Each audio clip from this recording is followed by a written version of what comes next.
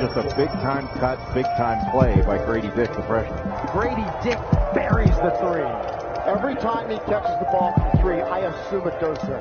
That's what a great shooter he is. He's convinced me. You got to stay attached to that guy. You cannot allow him to see daylight. Gradey Dick, for this team, has been as good as any freshman in country, really. And Gradey Dick knocks down a three to make it a 5-point game. That's a freshman.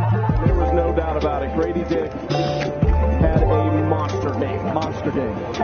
Gradey Dick is having a great year. Dick, another one. The name's Dick. Gradey Dick.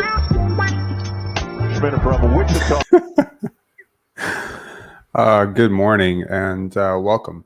Let's start out with a cup of coffee and hopefully a subscription and a like on your way in. I would really much appreciate that.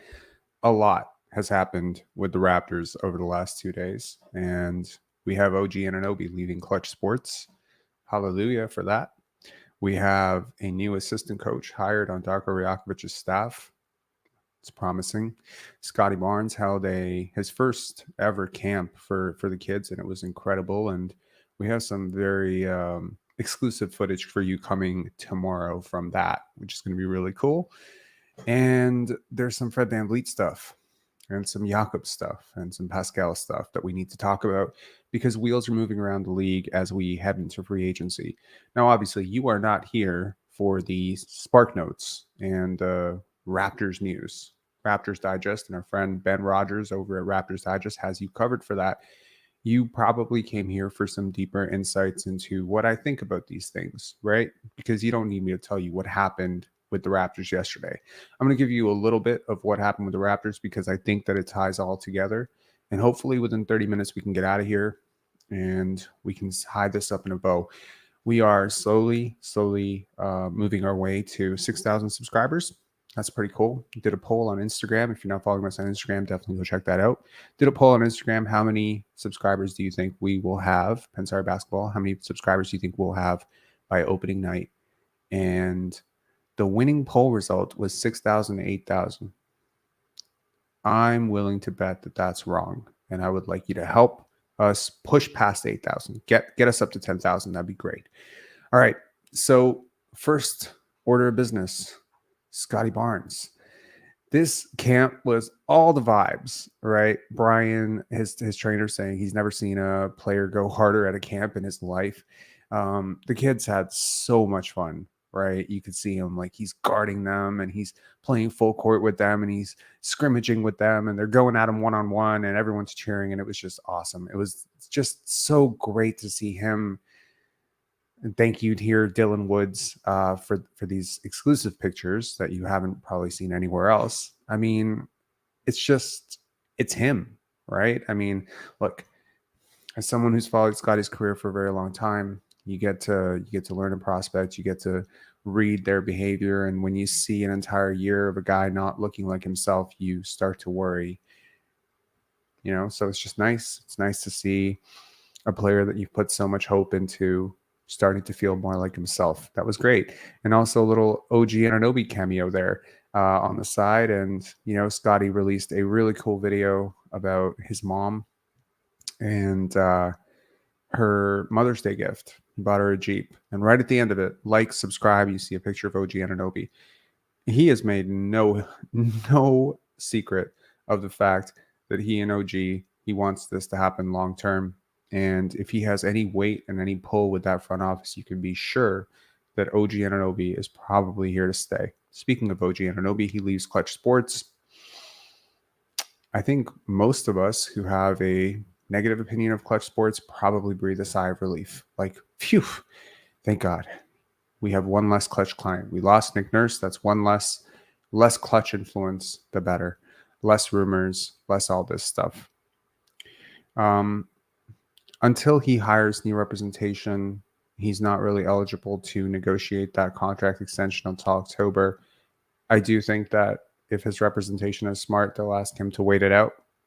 But clearly, he's got his next contract on his mind. And hopefully this next agent can negotiate something with the Raptors. And I get the feeling that OG would like to stay. I get the feeling that this new coach has done a lot to win over the players. Speaking of winning over players, one of his new fans is Gradey Dick.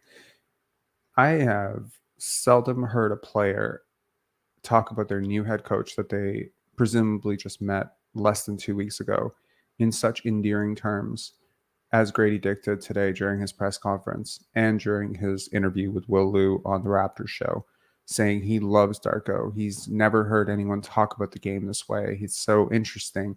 He pointed out things to him in their workout when he worked him out one-on-one that he'd never really thought about before. And you just get this feeling. And, obviously, if you've checked out the Raptors today video on Darko's hiring, and you just get a perspective on just how excited he was and a little bit of insight into his entire process of how he got the job and what he had to do. And that the mock presser, that was very unique. I hadn't seen that done before. That's really cool that the Raptors did that. It's pretty innovative, and I like it. I hope other teams borrow from that. That's a great thing to do. So look, you get the feeling of this guy, and it's infectious. The energy is infectious, right? And you see it with the young guys, and you see it in how he's working with these players, right? You see the engagement, you see their eye contact. They're not looking away. They're looking at him, and he is just so engaged. And, I got to tell you what I was worried about a little bit. Take on too much, try to impress too much. You got to understand, for a guy who's been waiting for this opportunity probably since he was a teenager, since he was, this is a big dream for him, 27 years in the making. There is a tendency sometimes to go too fast. You want to do so much. You want to do it all. You want to implement everything. And that's sort of the adjustment with first-year head coaches. That's why so many of them struggle, right? So I don't presume that he's going to struggle. And I'm just worried that he not get too tired and burn himself out by mid-season, and then he's just pushing through, because I'm sure he hasn't slept very much over the last week. There's so much new, right? He's moving a family across the country to another country. There's all these things to think about. There's, his kid is just, I believe Luca is 5. So his kid is just probably going to be entering school now. So they probably have to think about schooling, daycare. There's all sorts of things. And then obviously they're hiring assistants. There's summer league roster, draft. It comes at you so fast. And because the Raptors took so long to make this hire, it's actually going to put him behind the behind the timeline a little bit as well. So he has to rush to catch up, because he can't show up to summer league without a game plan. He can't show up to, training camp without coaches. He can't figure out free agency before, he has to have an input in free agency. To some extent, a coach is always going to have some input. So I am really happy that he has brought on some support here, in the form of his former mentor and co-worker, Ivo Simovic. And Ivo had worked with him in Red Star Belgrade. So Darko was running the youth team, and Ivo, who is, I think, 2-3 years older than him, was running the senior team there. And it's interesting, to have two people come up like this. It does give you a little bit of Nate Bjorkgren, Nick Nurse vibes, right? Hopefully Ivo is nothing like Nate Bjorkgren, from everything that we heard from the Indiana locker room, and not to perpetuate unsubstantiated rumors, but there were quite a few confirmed people who just said maybe not the easiest guy to deal with. I think like attracts like. It's, when I look at pictures like this, or pictures like this, especially pictures like this, I am just reminded how good people just vibe with good people, how good-spirited people draw in more good-spirited people. And I cannot imagine someone like Darko Rajakovic being close for 27 years with someone who's not a good person. It's just something that I believe. I don't know very much about Ivo, other than he worked at UCLA, I believe Loyola Marymount, Spain. He was working in Serbia. So I don't know if he's going to be front of bench. I do know that the Raptors have completely cleared house, that Jamal McGlure will not be back next year. And, there's a lot of very experienced people going out the door here. And you're hoping that all of this leads to something good for the Raptors because they are bringing in a lot of people with not as much experience. Jama has a lot of experience. Pat has a lot of experience. Obviously, Darko has experience in the NBA, but Eva does not. He's coming in from the college program and European, and we don't know what the rest of the assistants are going to look like. Last year, there was a lot of assistants on the Raptors bench. So, I look forward to seeing what the rest of that staff is going to look like, because I think for a first-year head coach, you need to surround yourself with all the people who can bridge your gaps. And yeah, there's a part of me that wishes that there was still a holdover, someone from the previous regime, but I completely understand why the Raptors felt the need that they needed a clean slate. Around the league, 2 teams have been rumored as massive destinations for Pascal Siakam, the Atlanta Hawks and the Portland Trail Blazers. And one of those teams made a very substantial move. Rumors are, at least around the league, that the Hawks ownership gave their front office a mandate to get under the tax line, and they do not want to be a tax team. And they may be preparing, obviously, long term down the line. They're going to have to extend some younger players on that roster. But they've been trying to move off of John Collins' contract for 3 years now, and they have never found the right package for it. But I assure you, the packages that they rejected 2-3 years ago were certainly not as uninspiring as Rudy Gay in a second-round pick. Now, does this give them the breathing room to be able to take on a little bit more salary back in a trade for Pascal Siakam? That is the question that must be asked. And there are some very appealing players on that roster. And if the Raptors are looking to move on from Pascal Siakam, which, depending on who you believe, they are or they're not, and it doesn't really matter at this point, but in terms of a Hawks offer, now I think they can send back. Maybe the Raptors had expressed that they had no interest in John Collins, and they just simply could not have a roster with John Collins and Pascal Siakam. It just wouldn't make sense. So keep Clint Capella. We would take Onyeka Okongwu, Kobe Buffkin, AJ Griffin, and salary filler.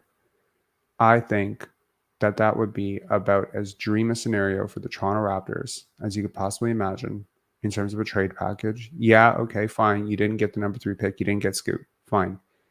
But you get 3 cracks at 3 really, really good young players, all of whom fit exactly the way you want to play.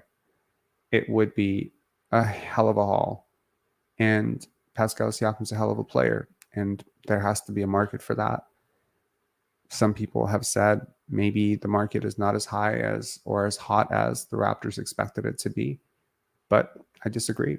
I think there are plenty of teams. Look, I think patience needs to be rewarded in the NBA. It often isn't. Often impulsivity and grabby headlines are rewarded. Oh, Matt Ishbia, he don't give a F about the salary cap implications. He should. Oh, the LA Clippers, Steve Ballmer, he's going all for it. Kawhi and PG, how'd that work out? No championships. Shai Gilgeous-Alexander over in OKC. A boatload of draft picks went out the door. No championships, no finals berths. Oh, the Minnesota Timberwolves. Oh, they're going for it. They're going for it. Rudy Gobert. Sometimes going for it, while very appealing in that moment, is stupid. And long term, it is usually the general managers who have the wherewithal and the patience to see it through, wait for an offer. Yes, I understand. Masai waits too long. He evaluates too long. He values his guys too much. But most teams value their guys a little too much. It's not just Masai. It's not just the Masai thing. There are a lot of teams out there for whom they're players because that's just the way it usually works, isn't it? Trae Young means more to the Atlanta Hawks and Zion means more to the Pelicans than those players mean to almost any other team. You actually have to have another team to whom your player means almost as much to them as they do to you. Case in point, OKC, Paul George. You don't get Kawhi without Paul George, and so suddenly Kawhi means more to you as the Clippers because he's a means to secure Paul George. Sorry. Paul George means more to you because he's a means to secure Kawhi. And it happens, right? It happens in this case. And so if the Atlanta Hawks incorrectly, in my opinion, assume, or if the Portland Trailblazers incorrectly, may assume that they are so close to championship contention around Trae Young or Damian Lillard, well, then suddenly there is a bit of a premium that they could add to what they're willing to give up for Pascal Siakam. Maybe they're willing to give you 95 cents on what he's worth. Because I can tell you that there is a disproportionate tax assigned to players who do not finish the season on a high note. Consider that Bill Simmons believes that Austin Reeves, yes, Austin Reeves is worthy of a max contract. That's absurd. I understand he's a very good player, but that's craziness, right? There are certain people who believe that Rui Hachimura might be worth $20 million a year. That's crazy. 4 months ago, he wasn't worth a second-round pick. How did he become worth $20 million? This is the Jerome James complex. How you finish the season, especially if it's on an embarrassingly bad note, like Pascal Siakam missing a whole bunch of free throws against the Chicago Bulls in the play-in, and therefore costing the Raptors the whole season and kind of choking. And, Fred VanVleet doing that kind of embarrassing, very transparent press tour. Like, these guys didn't exactly finish their season on a high note. So their value may not be as hot as you're thinking. O.G Anunoby, on the other hand, I think did finish the season on a bit of a high note. Scotty Barnes did not. And that's why you have a whole bunch of completely cracked out analysts ranking him as the 50th most valuable player in the league. It's insane, but I get it because the perception is he didn't finish strong because his last 5 regular season games were like basically 5 points per game. So let us move on to the subject of this video, and hopefully we can wrap this up in about 20 minutes, maybe less. I've been told that people want these videos to be a little bit shorter, so hopefully let me get to the point quicker. Fred VanVleet's free agency tour. This entire season, this past season that existed, was all about Fred VanVleet's free agency tour. He shot terribly for the first half of the season. Absolutely horribly. Then he went on damage control on the offensive and basically hijacked the entire offense to game his stats. And I'm sure that he had people in his ear telling him exactly what benchmarks analytically and statistically he had to hit. I tell you, for an analytics darling, he was not an analytics darling for the first half of the season. It became more so after the Jakob Poeltl trade that suddenly he had this pick and roll partner that could free him up. You don't understand. There's a thing in basketball that I don't think we talk about enough, which is how much assistance do you need to score? Some players need very little assistance to score. It doesn't mean that they can score a 1-on-5. Don't get me wrong. But they can get their game off without someone coming and doing things for them, passing them the ball. That's assistance.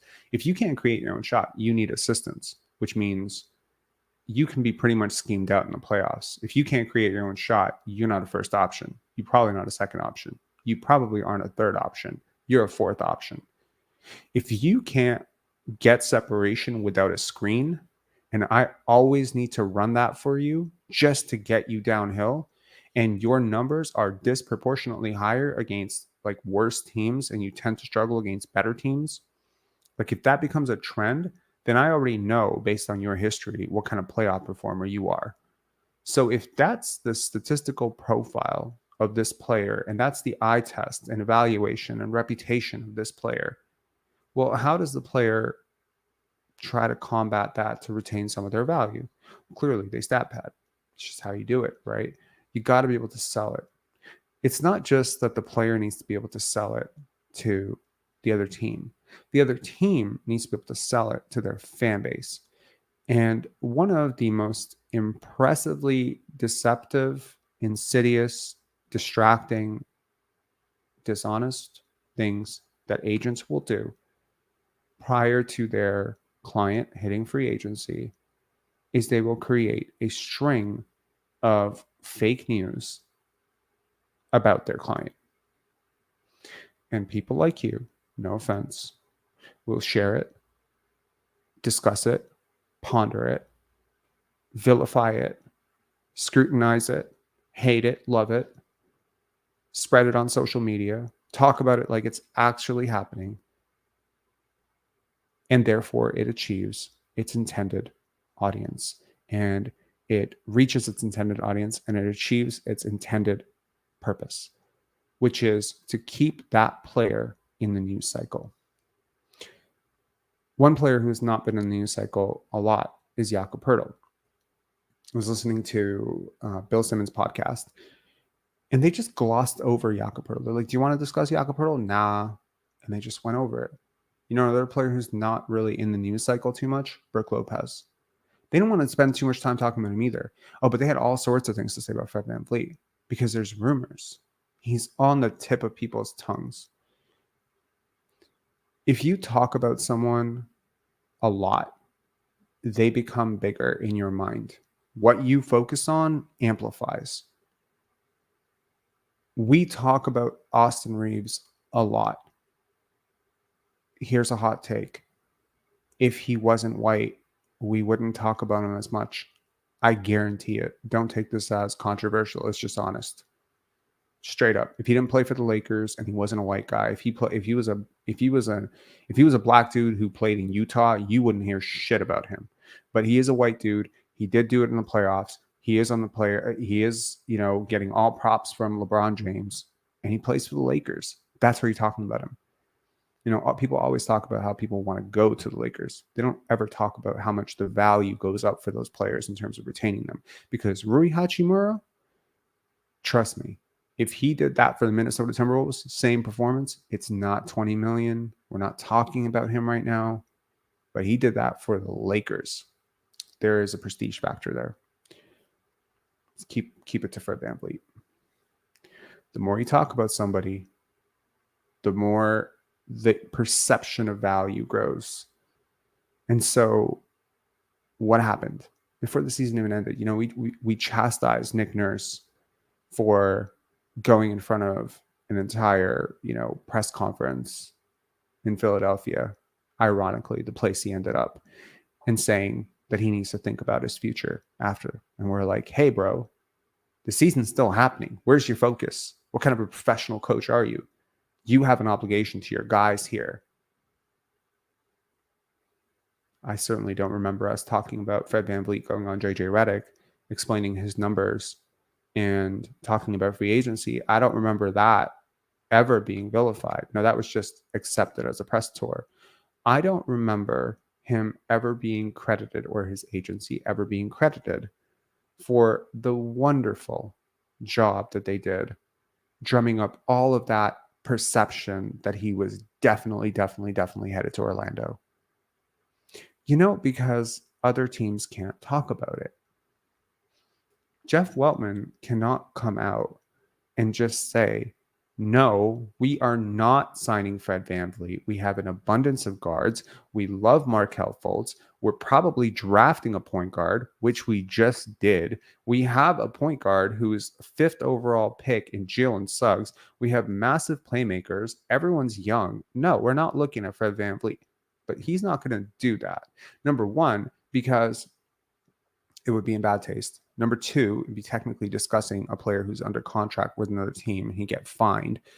And three, he probably wouldn't do that because you need to preserve the relationship with the agency. So it's just sort of accepted that this is going to happen. Okay. Well, now we kind of see that maybe Orlando is not the home, right? Even if they waive. Let me take a look at the teams here. Okay. Now, Orlando can definitely free up some more cap space here, okay? So I'm not ruling them out. But can we please be real here? There's a lot of options for Orlando that make a little bit more sense than Fred VanVleet. Can we be honest about that? You think the OKC Thunder would Josh Giddey and Shea Gilgeous-Alexander, and you think those guys are just running over themselves, huh? What about the Detroit Pistons? Well, no, because they drafted Jaden Ivey and Cade Cunningham, and they both need the ball in their hands. And last I checked, they're both playing point or shooting guard. I don't think Fred VanVleet fits in there. And they just drafted Azar Thompson, and I'm sure that, he's a big playmaker too. I mean, they've got 3 playmakers. I don't think he fits. You ask me, there's a lot of free agents who fit Detroit, but he's not one of them. Well, what about Indiana? Well, yikes, right? Indiana, Tyrese Halliburton. Like, I don't think Fred VanVleet is a fit next to Tyrese Halliburton at all. And they got Ben Mathurin, and they got Andrew Nembhard. Okay, so he's out. So that leaves 3 teams. And those are the 3 teams that could make sense. And those are the 3 teams that everyone's talking about Fred VanVleet landing spots. San Antonio, Utah, Houston. First of all, Houston. Everyone talks about Houston as the Fred VanVleet landing spot because everyone talks about Houston as everyone's landing spot. Houston is being used to leverage basically every single agent favor in the world, from Kyle Kuzma to Grant Williams to Brook Lopez to whoever, honestly. Now ask yourself the question. You have Amen Thompson, a point guard. Jalen Green, a shooting guard. Where's Fred VanVleet playing there? You think Fred VanVleet's coming off the bench? You think Amen Thompson's coming off the bench? You think they would bench their 4th overall pick for Fred VanVleet? Okay, sure. I'll buy it. They want a mentor. So bring in a veteran minimum guy. Why would you bring a guy who is part of possibly the worst culture or one of the worst cultures in the NBA last year, who has, by at least some segments of this fan base, i.e. me, namely me, been called out for being selfish and kind of stifling his younger teammates? Why would you bring that into your locker room? Where did that come from? I mean, I understand that the common fan still has this impression of Fred VanVleet as this like incredible leader, but I think that the bubble has burst on that. No, like there's a couple of holes that have been poked into that, right? Like, why have the young players sort of why has the I mean, are you a rival GM? You're the Houston Rockets right now. You're looking at Usman Garuba and Alperen Şengün and Jalen Green and Jabari Smith and Amen Thompson and Cam Whitmore. Like, my God, wow. Like, first of all, like, kudos to them for assembling that young talent. Your perception is, let's bring in the guy under whom no one really developed for the past 3 years because Precious Achiuwa has done so well.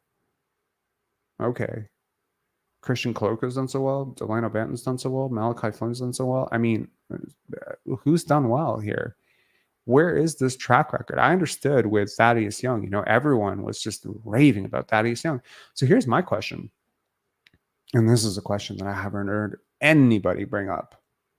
Don't you think they would ask, before bringing him into your organization, regardless of how well you know him, don't you think you would ask one of the assistant coaches who was fired, some of the players who were on the team? Don't you think you would ask? I mean, if you didn't already know, don't you think you'd ask? I mean, God forbid you should go on Google and go on YouTube and Google Fred VanVleet. Yikes. There's going to be a lot of my videos coming up. Am I getting a little bit of duping delight from this? Yeah. I'm not happy with players who hijack a season much any less than I am with coaches who hijack a season for their own selfish gain. And I don't think that Houston is as seamless a fit as you might think. Also, Fred VanVleet is not, a spring chicken. He's 29 years old. Okay. What about Utah? Now, this is the one where I could really see this work, right? Danny Ainge, he's an analytics guy. He's a smart guy. They have a young roster. Lauri Markkanen is clearly the guy. Walker Kessler can shore up a lot of the defense. Fred VanVleet really fits that culture. So Utah is the big one right there, for sure.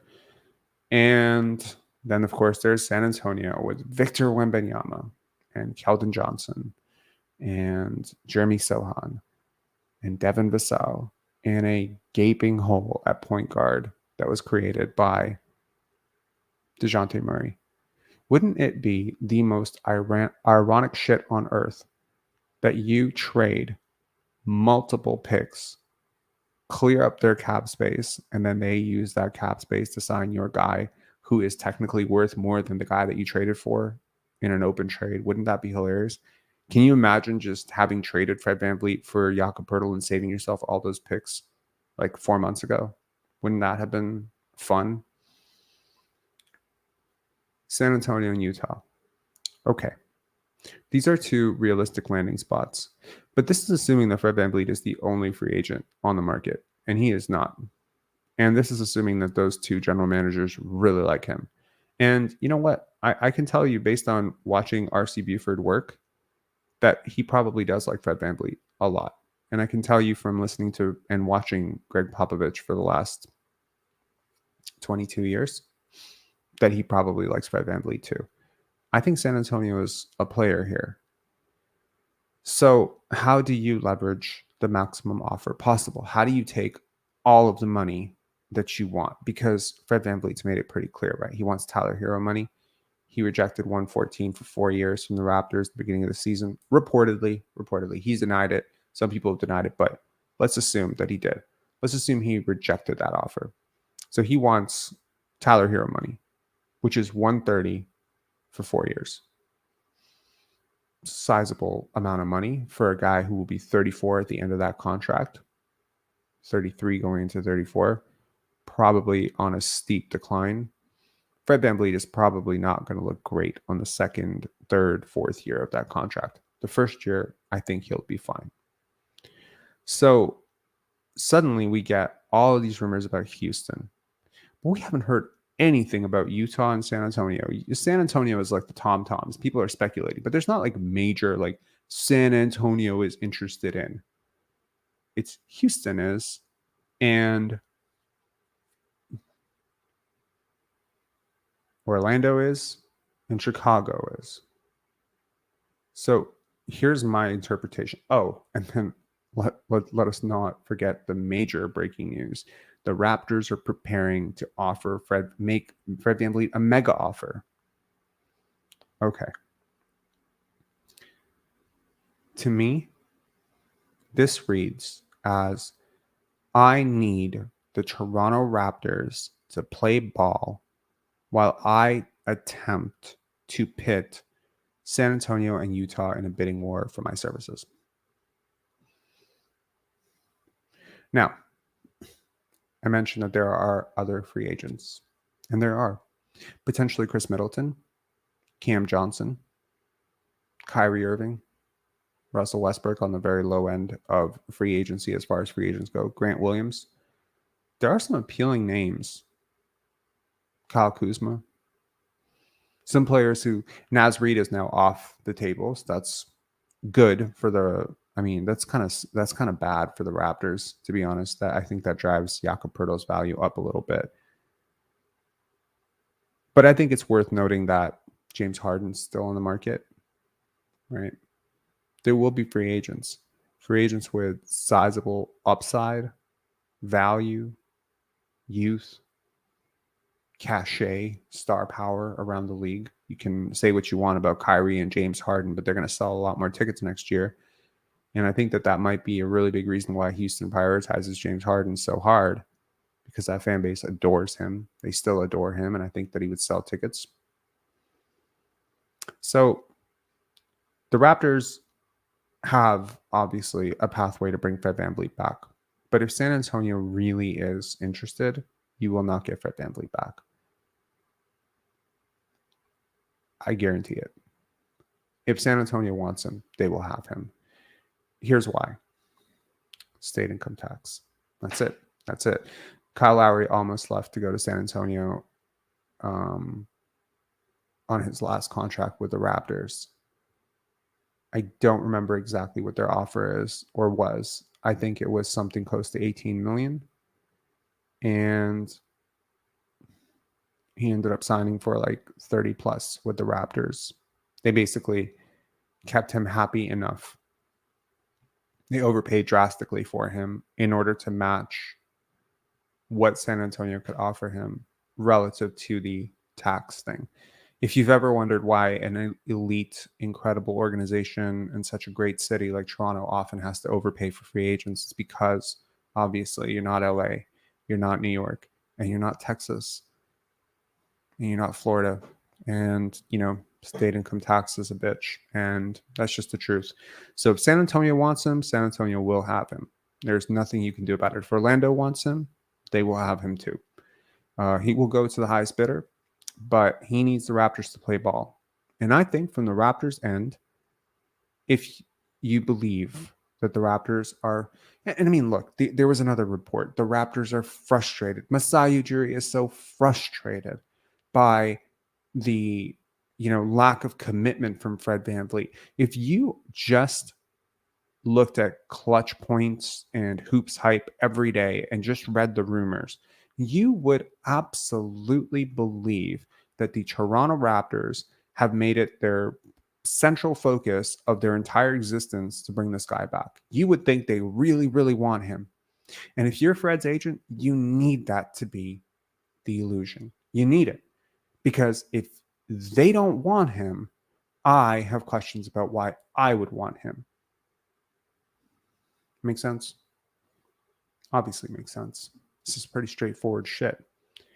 So if you want this to stop working as well as it's been working, my only suggestion is that over the next week, when you read Chicago desperately wants Fred VanVleet, Orlando is willing to move everything to get Fred VanVleet, the Lakers are preparing to make an offer for Fred VanVleet, Houston wants Fred VanVleet, the Shanghai Sharks want Fred VanVleet. When you see these news articles, please understand that these organizations have nothing to gain, almost never, by leaking this, that they want him. The only reason any organization would ever do that is to prepare their fan base. And in that case, I don't see why you would do that anyways. Almost always, these things are agent favors. Agents are the ones who are connected to guys like Chris Haynes, Adrian Wojnarowski, Shams Charania. That's how they always know. Okay? That's how they know things before they happen, because it's the agents. And the agents have a vested interest to protect their client. And I don't blame Fred's agent for wanting to drum up interest. But here's the problem. When you reverse engineer stats in order to manufacture advanced stats that didn't happen and did not exist in real life, because I fucking watched these games and I broke them down and I know exactly how you got those stats, and you go on a press tour and make everyone else's fault. It was everyone else's fault. It was culture. It was this. It was off-ball roll. It was Scotty. It was this, that, whatever, the other. When you do all of this, and when you say all year and you remain consistent that your numbers by the end of the year are going to look better, and then somehow they do. They look exactly better because somehow you get the perfect pick and roll partner and you boost up your stats. And now you hit free agency and there's rumors about this team wants him and this team wants him. I wonder if all these teams have a joint group chat in which they're all laughing their asses off saying, we don't want him, do you? I'm not saying that there's no market for this guy. Trust me, I fully expect there to be a market for him. But I don't think it's $35 million, $32 million type of market. I don't think it's a max contract type of market. And I think he's going to wait. I think he's going to wait until Kyrie Irving and James Harden and Cam Johnson and a lot of other situations settle. If I were another team, I really would think twice about this. I really would. If I was the San Antonio Spurs, I would think twice about this. I know that they probably think that they're really smart. They've made some really dumb moves over the last couple of years. And this would be another one, in my opinion. Not that I don't think he could thrive. I'm sure he'll thrive. And, with a clear objective, like pass the ball to Victor Wembanyama because we paid you to, I'm sure he would be fine. And I'm sure that he'll charm the hell out of them. And they probably like him. He's their type of player. He's exactly their type of player. Honestly, from a psychological perspective, he is exactly a San Antonio player. And I expect him to be a Spur. Is that a hot take? I expect him to be a Spur, or I expect him to be with the Utah Jazz. I expect one of those two teams to emerge as a front runner for him. If not that, then I genuinely do expect there to be a sign and trade with the Chicago Bulls. But I don't expect him to be with the Houston Rockets. I don't expect him to be with... I would rule out the Thunder, the Magic, the Pistons, the Pacers, and the Rockets. That leaves the Chicago Bulls, who do not have cap space, the Utah Jazz, the San Antonio Spurs, and the Toronto Raptors. I will look at the betting odds and see, and we can all see in 6-7 days if I'm right or wrong, and obviously. But my point here was, these are all agent favors. Stop treating it like it's gospel. Stop freaking out about it. It'll be over before you know it. Finally, a little reflection on Gradey Dick's presser. Really liked it. Really composed. I like him. I like him a lot. Like, the more I hear of him, the more I hear from him, the more I find myself really understanding what the Raptors saw in him. Really funny anecdote about having the Fred VanVleet undrafted, I think it was like a poster up in their house, and talking about how he once volunteered at or worked at a Fred VanVleet youth camp or something. I thought that was hilarious. And if Fred VanVleet's sticking around, at the very least, before he starts to hate him for all his TikToks and goofy dances, I'm sure, they'll have a funny laugh about that. Jakob Poeltl at $20 million, in my opinion, is an overpay. But if the Raptors are losing Fred VanVleet, I think the second course of action, if you lose Fred VanVleet, is to sign Jakob Poeltl to a 2+1. Maybe you go a little bit high, but you get a team option on the third year, or you get term, because $20 million for a starting center who's been, touchwood, relatively healthy is not a lot. I think that if you lose Fred VanVleet, suddenly your mid-level exception is on the table again, and there are some really interesting players in that mid-level range. So I would love to explore that idea. And look, if Joe Wieskamp can pop for this team, and who knows what Gradey Dick can do, and who knows if Otto can be healthy, then I do believe that by committee, there's more than enough shooting talent on this team to make up for the loss of, a 34% three-point shooter like Fred VanVleet? 35%? That's league average. He was a league average three-point shooter last year. Don't let it fool you. He was a league average three-point shooter who got unchecked attempts, screens like you wouldn't believe from two of the better screeners in the NBA all year, Scotty Barnes, and half the year when his numbers turned around in Jakob Poeltl. I think there are a lot of guards. I've talked about this many times. There are a lot of guards in the league that could have put up far more efficient scoring numbers. So if you really buy the analytics, if you're a rival team, I get it.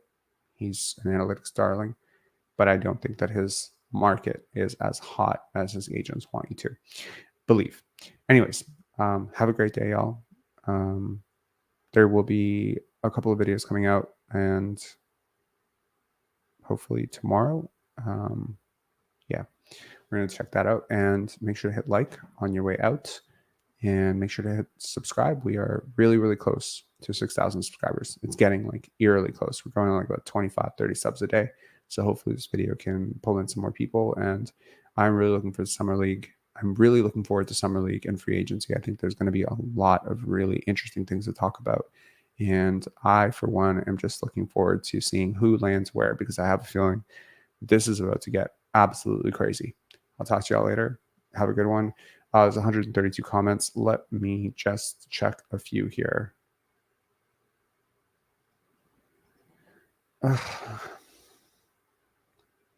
Okay, cool.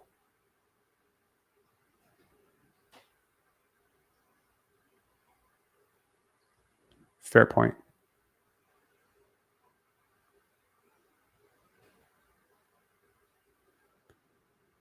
Yeah, he's worth $30 million if you don't have to pay him for 4 years. That's a fair point.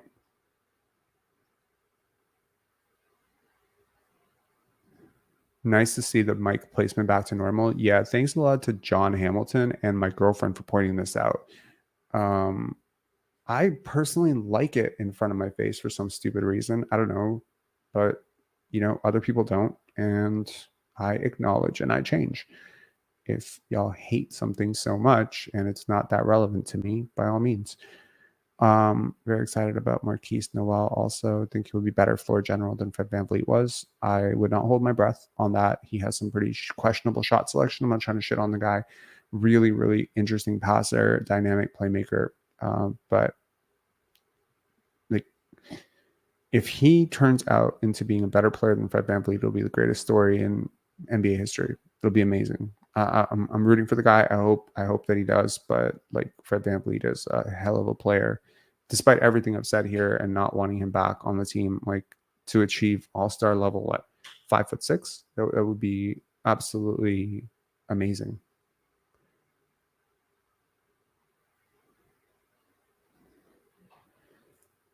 Get some sleep. You look like the evil brother from Meet the Robinsons. I don't know who that is. But yes, you're right. I haven't slept yet. This is totally like, you think I'm like an early morning riser, but I'm not. This is totally me on the back end.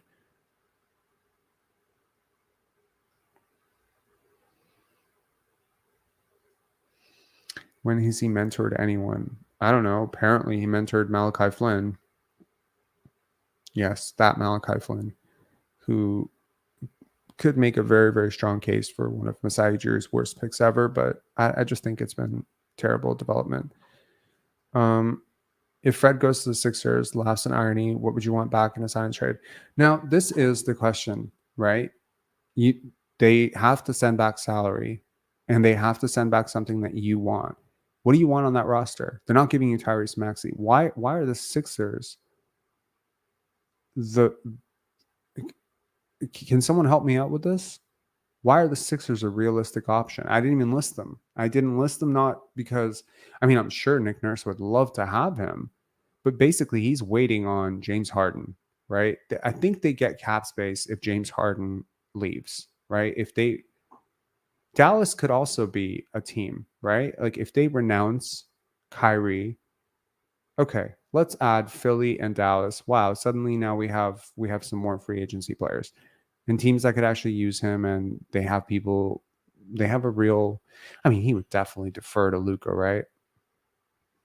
It would be very ironic to lose Jalen Brunson and then basically sign Fred VanVleet with the same money you refuse to give Jalen Brunson. That would be crazy.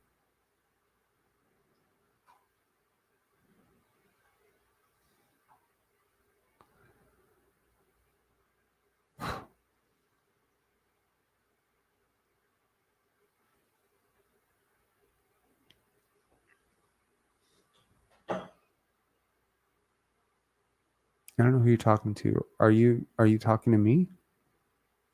I don't mean to be doing a bit like, are you talking to me? Whatever. But clearly I'm not insane. Check your tone. All right.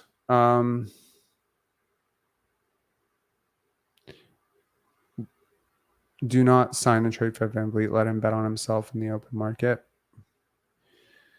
Mel, like, I understand that you are some sort of Fred VanVleet super supporter, and I get that. But could you possibly open your eyes to the idea that perhaps, just perhaps, that when Bobby Webster talks about stat padding, that this is not a normal thing? Like, this is a pretty heavy accusation to level against your own roster. Doubly so if you intend on bringing the player back. Now, I can tell you one player who will definitely not be back with the team is Will Barton, because they just gave his number away. So, that's a pretty dubious reason to say he will definitely not be back, but he will not be back. Like, why are you so sure he is a positive contributor? Is it championship nostalgia? Are you really, I don't know, are you really short? Do you like have a particular affinity for this guy because you watched him grow up in the G League and you have some sort of vision, or you were sold some bullshit vision about how he's going to be Kyle Lowry? He's never been Kyle Lowry. I don't care what the numbers say. He's never been Kyle Lowry. He's not a point guard. He's never been a point guard. He's not a point guard.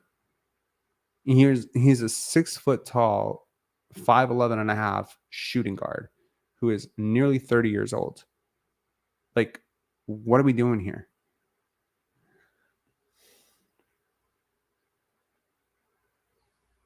He has done nothing but getting drafted. You must be mental. He won Rookie of the Year. He's done nothing. Here's a fun fact for you, Mel. Scotty Barnes has almost as many win shares, if not, he has exactly as many win shares. Like, someone check me on this. He has like 90% of the win shares that Kobe totaled in his first 3 years, in his first 2 years. He's done nothing. Wow. Like, you must be really, really dumb. Like, I'm about to become a meme right now. Like, nothing but get drafted. 3 gold medals is nothing. Become the 4th overall pick is nothing. Get like 8, 9 serious Division 1 offers. Be a top 5 all-American top 5 recruit. That's nothing. Bro, tell me you've never done anything in your life without telling me you've never done anything in your life. Jeez.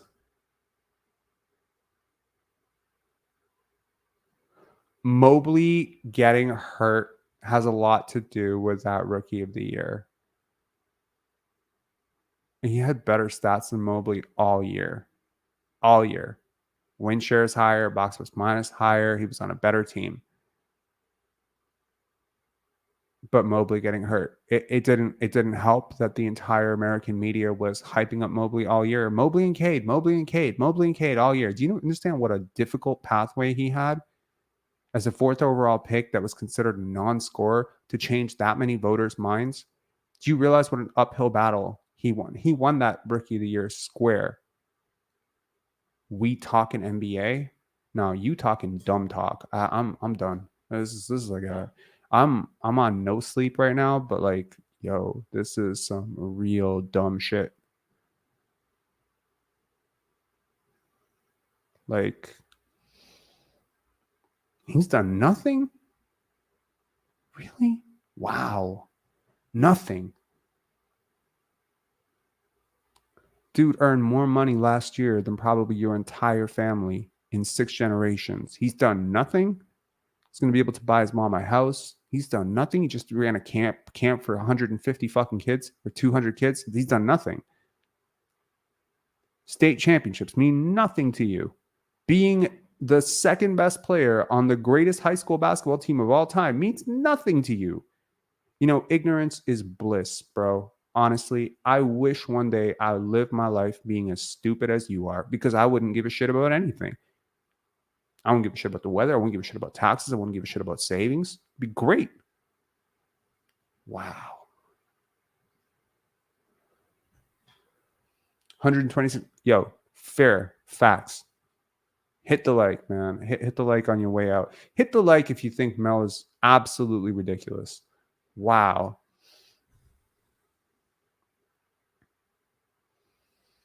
What has Fred VanVleet done?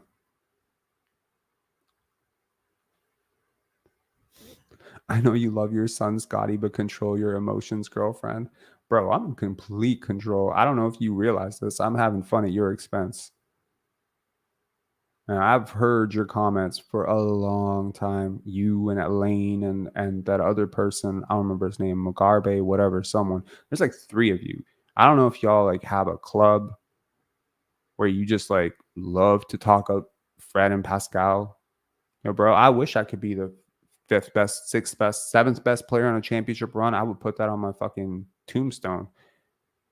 I tell you what, if I was the 13th, 15th best player on a championship team, it would be in every bio that I've ever had. I get it. I appreciate it. Fred VanVleet's done a lot. I have acknowledged very fully that Fred VanVleet is one of the greatest stories in NBA history. But he's still a 6 foot fucking shooting guard, bro. Like, who hijacked the season last year. Like, wow. For real. No, this is not a troll. That's the crazy part. Mel's been commenting for like an entire year. Mel is a real person. That's crazy. Mel, you should definitely call in someday. It would be a fantastic conversation. I would love to hear like how you go about your day-to-day life. Like I would love to know like do you need assistance like doing stuff like are you able to make your own cereal? Like you come at this with the impression that a player who won Rookie of the Year has done nothing but get drafted. Like wow. You know what the sad thing is? There is really a sizable portion of the Raptors fan base that agrees with you. They really do. And as much as I'm rooting for Scotty, and I am, of course I am. I'm rooting for Scotty, for him. I'm also kind of like 10% rooting for Scotty because I just want people like, he's just starting in this. You're stupid. Do you understand that? Like, you're really dumb. Like, I know that you think you know things. Let me tell you something. Okay, fuck. I hate that I'm going to get into this, right? It's like, fucking hell, man. I need to like become Buddhist or something. To deal with idiotic people like this, I really need to like turn into like a Buddhist or something. Okay, here go 10 subscribers. I'm going to lose 10 subscribers for this, but let me get into this. I'm gonna tell you straight up. I'm trying to keep it cool, but like you really just keep talking stupid shit like this. Scotty Barnes has been playing basketball since he was 5 fucking years old. Scotty has put more work into basketball than you have put into just about anything. No, let me put this straight for you. Scotty has put 100 times more into basketball than you put into anything in your life. I guarantee it. Guaranteed it. Yo. So when you say he just started at this, please understand you're talking about nearly 2 decades of work. You're talking AAU. You're talking high school. Just because you're too stupid to research it doesn't mean it didn't fucking happen. You're talking 3 gold medals. Bro, gold medal? Fuck. You know how many fucking hoopers get up every single day, work 6 hours? Yo, you have no respect. No respect for how hard this shit is. None. Go fucking look at Josh Jackson. Go look at Josh Jackson. You know how good that guy did? Yo, people clown Josh Jackson and Michael Kidd-Gilchrist. Yo, you have no idea how much work it took to get to where those guys took it to. Scotty's better than those guys, like 50 times better than those guys. You know how much work that took? You know how much sacrifice that took? You have any idea what his childhood was like? Shit, man. Wow. It fucking pisses me off where you are so arrogant and so ignorant that you assume that a person's life began when you discovered him. That is what pisses me off about this whole fucking thing. I'm just being straight up with you. It bothers me that you assume that there is no timeline, that he just fucking woke up one day, showed up to the draft, got drafted for being tall. It's not fucking, this is not Yi Jian Lian, bro. Shit. Like, he had to work for that. You understand that? You know how many players are highly ranked in high school and then just fucking flame out? Look at Imani Bates. Scotty wasn't as highly ranked as Imani Bates, was he? He wasn't as highly ranked as Harry Giles. You know how hard he had to work? You know how many hours per day he put in during the season? I hate this, man. I hate this because people like you, honestly, are what is wrong with the world. I swear to God, you literally look at a fucking city and you're like, I could fix that. No, you can't. If you could, you would have. You probably look at this channel and you'd be like, dude, I could talk about basketball for an hour and make it super engaging. No, you can't, because you're dumb. Straight up. Anyways.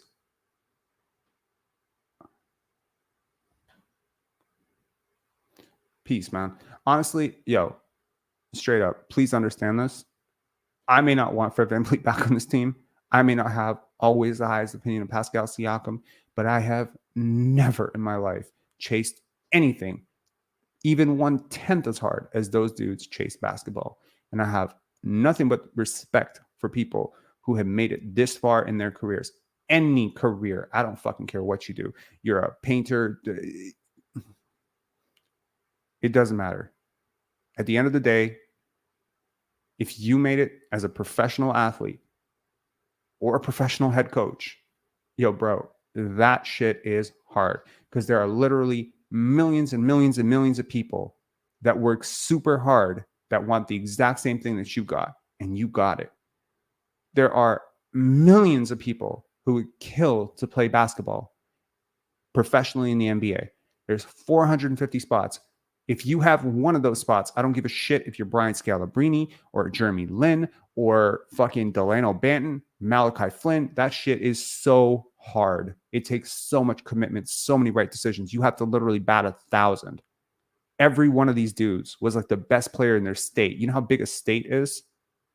It's like some states are like 30 million people. You know how good you have to be better than 30 million people? Well, that's not accurate, but in your age cohort, you're better than 1 million people. Probably 250,000 of which play like competitively every single day or play recreationally. It's crazy hard, man. The odds of making it to the NBA are impossibly small. Much smaller if you're 5'11 and a half and not very athletic. So credit to Fred VanVleet. I will probably, if he was not the way he was personally, probably would be my favorite player on the team. Probably. But alas, I respect people who build people up. I don't respect people who tear people down. That's why I like Darko Rajakovic. That's why I like Masai Ujiri. That's why I like Scotty Barnes and Nikola Jokic, Victor Wembanyama. If you think that this channel is all about Scotty, you are highly mistaken. Go check the content. Go follow us on Instagram. Who are we talking about all the time? We're talking about people who elevate other people. We're talking about Brian. We're talking about people like this. So my heart and my support is always going to be towards people who build people up, not tear people down and take catty comments on people, right? Anyways, peace, man. And this live really just went off the rails, didn't it? I don't care. It's all good. Peace. Have a good one.